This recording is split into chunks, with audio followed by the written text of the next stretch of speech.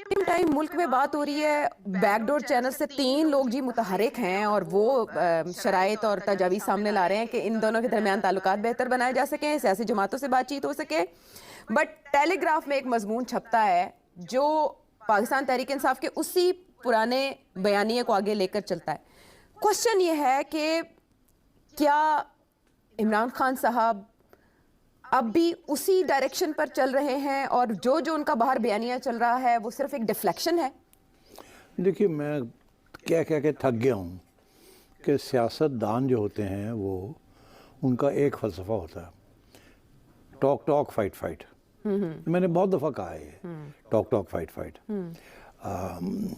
रियासतों के दरमियान भी जब मुज़ाकरात होते हैं तो फाइटिंग कोई नहीं छोड़ देता है, टॉक साथ चलती है और फाइटिंग भी साथ चलती है, क्योंकि वो एक दूसरे को सप्लीमेंट करते हैं। अगर आप फाइटिंग ना करें तो आपकी बात सुनने के लिए कोई तैयार नहीं है। अगर आप सिर्फ फाइटिंग करें तो रास्ते बंद हो जाते हैं, तो रास्ते खुलते हैं तो जाके बात आगे बढ़ती है। तो ये एक असूल है सियासत का, खा वो डोमेस्टिक सियासत हो या इंटरनेशनल सियासत हो। मैं एग्ज़ाम्पल देता हूँ आपको, बहुत हिस्टोरिक, कि जब वियतनाम के अंदर जंग चल रही थी और अमेरिका बमबारी कर रहा था, 1970s की मैं बात कर रहा हूँ, तो उस वक़्त पेरिस के अंदर वियतनामीज़ की और अमेरिकनों की पीस टॉक्स चल रही थी, और उधर वो बमबारी कर रहे थे और मार रहे थे इन थाउजेंड्स, और उधर वियट कॉन्ग जो थे वो रेजिस्टेंस कर रहे थे और वो भी लड़ाई कर रहे थे। तो ये टॉक टॉक फाइट फाइट चलती है। अब यहाँ भी खान साहब का भी यही फ़लसफ़ा है, टॉक टॉक फाइट फाइट। अपनी तरफ से वो फाइट करना चाहते हैं, और वो क्योंकि उनका बयानिया फाइट का है जी, मगर उन्हें पता है कि इसी बयानिए की वजह से fight fight, pure fight fight, talk talk नहीं की उन्होंने, तो यहाँ पहुँच गए हैं। तो इसलिए वो, अब उन्होंने अपने बंदों को कहा हुआ है कि आप अगर आप खोल सकते हैं कोई रास्ते तो खोलें। अच्छा, एक तो ये बात है। दूसरी बात ये है कि ये एक किस्म का प्रेशर टैक्टिक होता है। अब आप अगर जिस तरीके से वो प्रेशर टैक्टिक इस्तेमाल कर रहे हैं, ये एक इंतहा हो गई है इसमें। उन्होंने कोई रास्ता छोड़ा नहीं।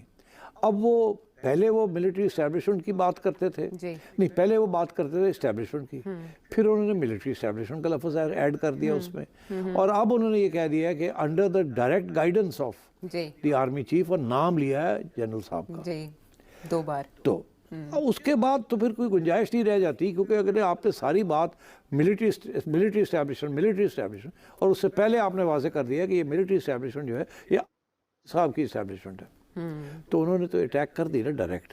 तो इन्होंने अप कर दी है, जैसे कहते हैं ना, लेवल अप कर दिया है। और पहली बात। दूसरी बात ये कि लेवल अप सिर्फ ये नहीं हुआ कि military establishment guided by Asim Munir, फिर उन्होंने आगे जाके ये भी कह दिया कि अगर खुदा ना ख्वास्ता मेरी अहलिया को कुछ हुआ तो मैं I will hold directly hold, एक नाम, मिलिट्री इस्टेब्लिशमेंट का नाम नहीं लिया, डायरेक्ट नाम ले लिया उन्होंने, तो और ज़्यादा अप हो गया जी।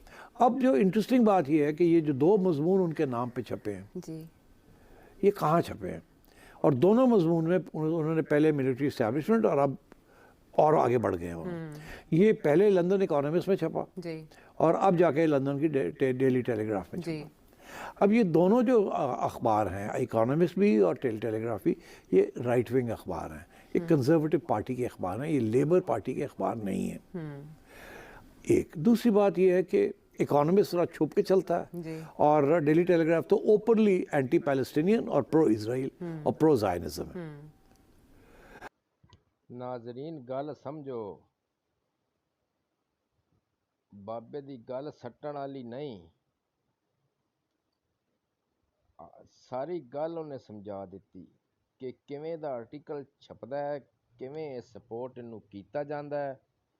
लेकिन तुहाडे दिमाग दे विच इह वड़िया पिया है कि इमरान खान ही सब कुछ है, इमरान खान सिर्फ अपने मतलब वास्ते तुहानूं इस्तेमाल कर रहा है। अंदरों अंदर पैर फड़े हुए ते बाहर बह के गालां ते फक्कड़ कड्ढण लग गया। तो अब बड़ी इंटरेस्टिंग बात है कि खान साहब के मजमून जो छप रहे हैं वो राइट विंग अखबारों में छप रहे हैं। तो अब ये क्यों ऐसी बात है कि वो कंजर्वेटिव पार्टी के जो लोग हैं, ये जो राइट विंग ब्रिटिश एस्टैब्लिशमेंट है, वो खान साहब को सपोर्ट कर रही है। अच्छा, अब वहाँ मैं इससे आगे नहीं जाऊँगा, बिकॉज खान साहब के जो ब्रदर इन लॉ हैं वो भी कंजर्वेटिव पार्टी में हैं जी जी। और उनके बहुत से तल्लुकात हैं with the state of Israel. तो मैं ये समझता हूँ कि उन्होंने फिर जैसे उन्होंने वहाँ राइट विंग डोनाल्ड ट्रंप के साथ अच्छे तल्लुकात बनाए नजम सेठी सारा शजरा दसदा पिया इमरान खान दा थे अमेरिका में, इसी तरीके के साथ यहाँ भी वो राइट विंग में यूके के अंदर राइट विंग में वो तल्लुकात उन्होंने बनाए हैं। अब वो इसलिए क्योंकि उन्हें पता है कि ज़्यादातर जो पाकिस्तान अफवाज के जो तल्लुकात हैं with the American establishment and with the British establishment, वो राइट विंग अमेरिकन एस्टैब्लिशमेंट और right wing British so establishment. This is how it is connected. तो इसलिए उनको ये इस बात का एहसास है कि अगर किसी ने पाकिस्तानी मिलिट्री एस्टैब्लिशमेंट के ऊपर प्रेशर डालना है तो right wing American establishment which is the pentagon and the military industrial complex and Donald Trump एक तरफ, और इस तरफ the conservative party and these papers like the economist and like this. तो मैं ये समझता हूँ this is a great strategy. ये इसमें ज़ाहिर है उनको किसी ने समझाया ये सारी बात और इसलिए वो उन्होंने ये प्लेटफॉर्म्स लिए हैं और उनका यही मौक़िफ़ है कि जितना ज़्यादा प्रेशर मैं डालूँगा उतनी ज़्यादा मिलिट्री इस्टेब्लिशमेंट एक्सपोज होगी यहाँ की और उसके ऊपर प्रेशर आएगा from the international right wing military establishment.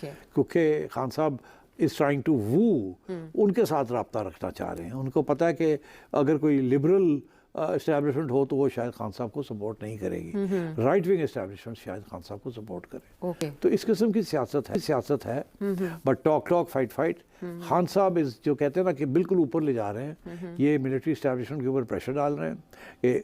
और प्रेशर किस बात का?